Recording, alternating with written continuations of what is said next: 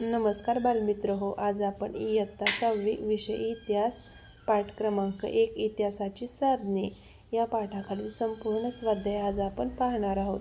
जर तुम्ही चॅनलवरती नवीन असाल तर सगळ्यांनी आपल्या चॅनलला सबस्क्राईब करा, व्हिडिओला एक लाईक करा, व्हिडिओ शेवटपर्यंत पहा. चला तर मग व्हिडिओला सुरुवात करूया. प्रश्न क्रमांक 1 दिलेल्या पर्यायांपैकी योग्य पर्याय निवडून विधाने पूर्ण करा. तर पहिला आहे वर्धमान महावीर यांची शिकवण डॅश डॅश या ग्रंथातून मिळते. तर 4 पर्याय दिलेले आहेत, त्यातलं पर्याय क्रमांक 3 अगाम साहित्य हे उत्तर आहे. त्यातील दुसरी गाळलेली जागा आहे भारतीय इतिहासाची सर्वात प्राचीन साधने म्हणजे डॅश डॅश होय, तर उत्तर वेद आहे. पुढे आहे योग्य जोड्या लावा. लिखित साधने त्याचं उत्तर आहे परकीय प्रवाशांनी लिहिलेले प्रवास वर्णने. दुसरं आहे भौतिक साधने, त्याचं उत्तर आहे नाणी शस्त्रे. आणि तिसरं आहे मौखिक साधने, त्याचं उत्तर आहे लोकगीते.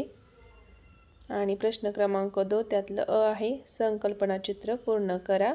इतिहासाची साधने, तर भौतिक साधने, लिखित साधने आणि मौखिक साधने ही इतिहासाची 3 साधने आहेत. पुढचा प्रश्न आहे चित्र कोणत्या साधन प्रकारात मोडते ते लिहा. पहिला आहे लेणी. पहिले चित्र वेरूळ अजिंठा, तर ते भौतिक साधनामध्ये मोडते. तर दुसरं आहे नाणे. दुसरे चित्रे भौतिक साधन यामध्ये मोडते. आणि तिसरं आहे शिलालेख. तिसरं चित्र ते भौतिक साधन यामध्ये मोडते. त्याच्यानंतर पुढं आहे प्रश्न क्रमांक 3 खालील प्रश्नांची थोडक्यात उत्तरे लिहा.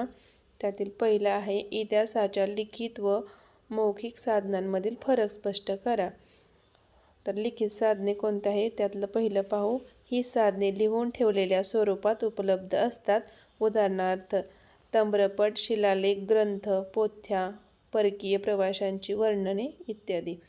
आणि मौखिक साधनामध्ये त्यातीलच पहिलं आहे ही साधने पिढ्यानपिढ्या तोंडी स्वरूपात जतन केलेली असतात. उदाहरणार्थ लोककथा, ओव्या, लोकगीते, पोवाडे इत्यादी.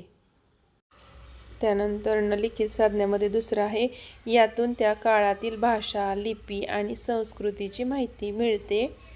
आणि मौखिक साधनामध्ये आहे दुसरं यातून तत्कालीन लोकजीवन व परंपरा समजतात. चला पुढचा प्रश्न काय आहे. भौतिक साधनांची नावे लिहून त्यांचे इतिहासाच्या अभ्यासातील महत्त्व लिहा. उत्तर आहे नावे नाणी, किल्ले, जुन्या इमारती, मंदिरे, शस्त्रे, भांडी, ताम्रपट, शिलालेख इत्यादी. आणि महत्त्व भौतिक साधनांमुळे आपल्याला त्या काळातील माणसांचे जीवन, संस्कृती, परंपरा, कला, आर्थिक स्थिती आणि विज्ञान याची अचूक व यथार्थ माहिती मिळते. त्यानंतर पुढचा प्रश्न काय आहे तिसरा आधुनिक काळातील कोणती साधने भविष्यातील पिढ्यांना इतिहासात सांगू शकेल ते लिहा. तर उत्तर आहे आधुनिक काळातील digital photo, videos, audio recording, इंटरनेटवरील माहिती, संगणक, वर्तमानपत्रे आणि आधुनिक वास्तू ही साधने भविष्यातील पिढ्यांना आजचा इतिहास सांगू शकतील. मुलांना सगळ्यांनी आपल्या चॅनलला सबस्क्राईब करा, व्हिडिओला लाईक करा. त्यानंतर प्रश्न क्रमांक 4 आहे एखादी जुनी वस्तू जसे मूर्ती, राजमुद्रा, नाणी, भांडी, दागिने इत्यादींवरून मानवी जीवनातील बदलाची कोणती माहिती मिळते ते लिहा. तर उत्तर आहे या जुन्या वस्तूंवरून मानवाची कलाकुसर, तंत्रज्ञानाचा विकास, आर्थिक सुबत्ता आणि तत्कालीन समाज जीवन कसे बदलत गेले हे समजते. त्यानंतर पुढचा प्रश्न आहे पुढील तक्ता पूर्ण करा. शहराचे ठिकाणाचे नाव, वस्तू संग्रहालयाचे नाव आणि वैशिष्ट्ये. तर शहराचे नाव मुंबई, वस्तू संग्रहालयाचे नाव छत्रपती शिवाजी महाराज वस्तू संग्रहालय. आणि वैशिष्ट्ये प्राचीन कलाकृती, नाणी, चित्रे, शस्त्रे इत्यादी. त्यानंतर शहराचे नाव पुणे, राजा दिनकर केळकर संग्रहालय. वैशिष्ट्ये विविध घरगुती वस्तू, दागिने, शस्त्रे, वाद्य, वस्त्रे इत्यादी. आणि शहराचे नाव परत नागपूर, वस्तू संग्रहालयाचे नाव मध्यवर्ती संग्रहालय किंवा कोल्हापूर सातारा संग्रहालय. वैशिष्ट्ये विविध पुरातत्वीय वस्तूंचे संग्रहालय. चला त्यानंतर पुढचा प्रश्न काय आहे ते पाहू. मराठा मिलिटरी लँडस्केप्स या नावाने जाहीर केलेल्या 12 किल्ल्यांची आंतरजालाच्या मदतीने नावे शोधा.